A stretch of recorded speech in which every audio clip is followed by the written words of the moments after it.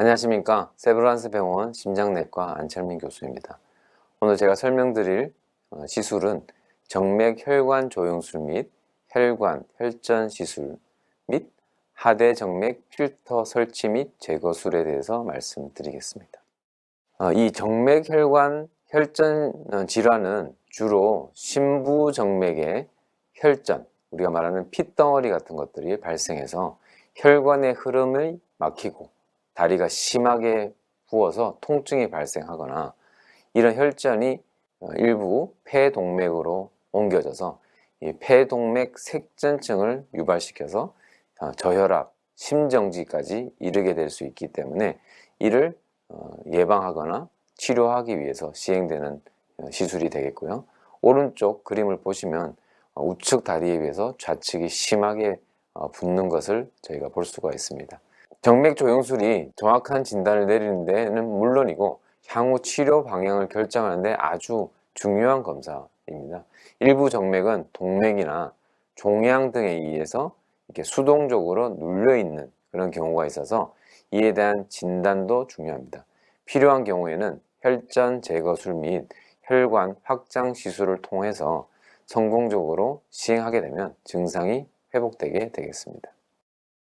정맥 혈관 조영술 및 혈관 혈전 시술은 일반적으로 사타구니 혈관이나 종아리 혈관 그리고 목 정맥을 통해서 시술을 하게 되고요. 이 하대 정맥 필터라는 시술을 추가적으로 하는 경우가 발생하는데 이는 시술 도중에 아래쪽 혈전이 폐동맥으로 날아가지 않도록 우산 역할을 해주는 시술이라고 보시면 되겠습니다. 정맥 혈관 조영술 및 시술의 검사 과정을 보시면 다리나 목의 정맥으로 플라스틱으로 된 가느다란 관, 도자라고 하는데요. 그 관을 삽입해서 혈관 내 압력을 재고 그리고 혈관이 잘 보일 수 있도록 우리가 촬영을 하는 것이고요. 그때 사용되는 것이 조영술이 되겠습니다. 이런 혈관 조영술 후에 혈관을 확장하거나 아래의 그림과 같이 그런 핏덩어리를 제거하는 혈전 제거술을 시행할 수가 있고요. 그 이후에도 지속적으로 좁아진 부위가 있다면 풍선을 해서 넓혀주거나 그런 기구를 삽입해서 스텐트를 사용하는 경우가 발생할 수 있습니다. 시술 도중에 발생 가능한 합병증을 말씀드리겠습니다. 먼저 혈전을 제거하면서 이 혈전이 폐동맥으로 날아가는 경우에 우리가 폐동맥 색전증이 발생할 수 있고요. 혈전 시술 도중에 정맥 혈관이 손상되면서 출혈이 발생할 수 있습니다. 이 모든 조영술과 관련된 것은 조영제를 사용하기 때문에 조영제에 대한 알레르기 반응 그리고 세균 감염증 등이 1000명 중 한 5명에서 10명 정도에서 발생할 수 있습니다.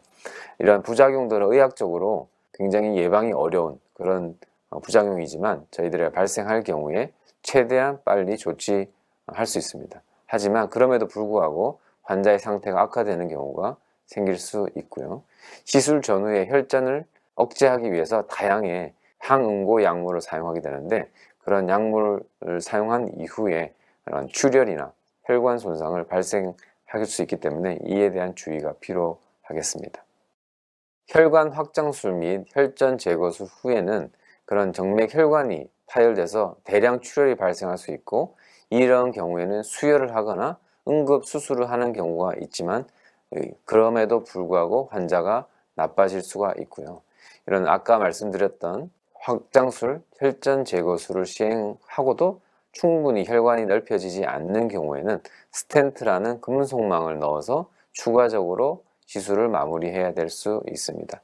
하대 정맥 필터는 보통 시술 이후에 1에서 2개월 정도 이내에 제거하게 되고요.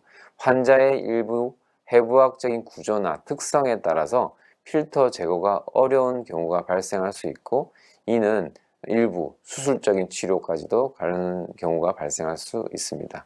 기타 예측이 어렵고 불가항력적인 합병증, 즉 뇌졸중, 뇌출혈 등이 발생할 수 있습니다. 조영제 감인 반응에 의해서 생기는 부작용은 그에 대한 적절한 조치를 취하게 되고요. 이런 과민 반응뿐만이 아니고 조영제 사용에 의해서 기존의 신장 기능이 악화되어 중증으로 진행하는 경우에는 투석까지 진행할 수가 있겠습니다. 검사 전 8시간 정도의 금식을 유지하고 보호자분 같이 동행하셔야 되겠고요. 이런 시술은 주로 국소 마취에서 이루어지지만 통증이 있을 때는 의료진과 상의하시면 되겠습니다. 시술 후에는 환자의 상태에 따라서 수시간 내에 그런 심상 안정이 필요하겠습니다.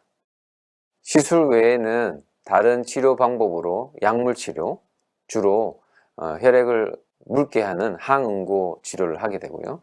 그 외에 압박 스타킹을 주로 사용해서 환자의 다리의 부종을 호전시키는 방법을 선택할 수 있습니다. 이런 시술을 시행하지 않는 경우에는 만성 하지 부종이나 정맥 혈전증에 대한 증상이 지속되고요. 이로 인한 폐동맥 색전증, 만성 혈전색전성 폐동맥 고혈압이 드물게 발생할 수 있습니다. 이런 추가적으로 부종 부위에 감염이 동반되거나 폐동맥 색전증에 의한 사망에 이르는 경우도 발생할 수 있습니다.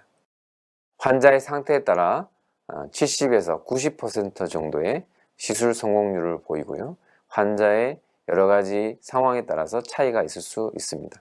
시술 후에 환자의 상태에 따라 최대한 저희가 관찰을 하고 퇴원 여부가 결정되고요. 성공적인 치료 및 검사 후 그 결과는 개인의 정보의 완전히 보장되는 한도 내에서 연구 자료로 남을 수 있습니다. 필요시 통증이 생기시게 되면 의료진과 상의하여 관리를 받으실 수 있습니다. 정맥 조영술 및 확장 성형 시술은 모두 보험이 인정해주는 범위 내의 시술대입니다. 하지만 혈관 형태가 매우 복잡하거나 시술에 따른 합병증이 예상되는 고위험 병변이라고 판단될 경우에는 그런 시술의 안정성과 성공률을 높이기 위해서 혈관 내 초음파를 사용하게 되고 이는 200만 원 정도의 비급여 항목이 발생할 수 있습니다. 경청해 주셔서 감사합니다.